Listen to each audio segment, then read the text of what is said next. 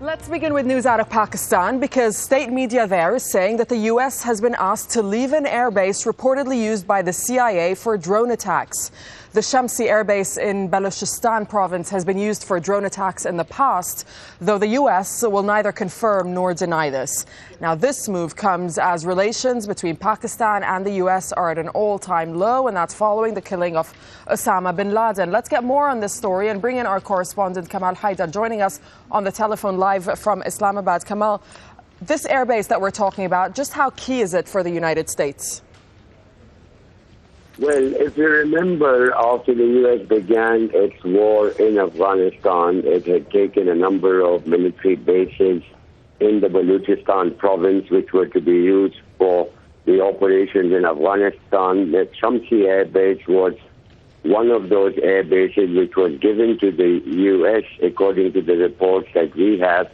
However, this was done during the Musharraf era. After that, when the U.S. drone strikes intensified over the tribal and caused growing anger in Pakistan, the government was on a back foot. And after particularly the operation against Bin Laden, which also put Pakistan in an embarrassing position, the Pakistanis decided to tone down the American military presence on the ground.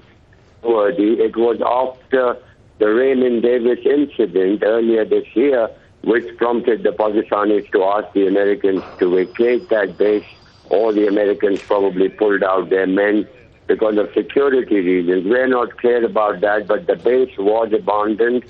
The Pakistanis are now asking the Americans to take back all the equipment on that base. Okay, Kamal, and we're just getting reports, of course, of this particular base, but do you have any idea whether Pakistan has announced or is planning to announce shutting down other U.S. bases on its territory?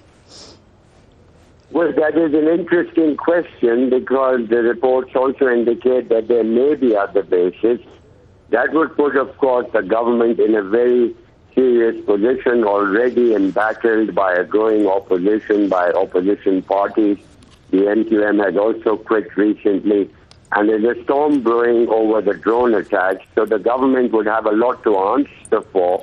The military in an in-camera parliament had already told the politicians that the decision to shoot down the drones was strictly political, and if the government gave them the go-ahead, then they would do so. But there are suspicions that Pakistan's civilian government has given tacit tips to the Americans to conduct these drone strikes. All right, Kamal, thank you very much.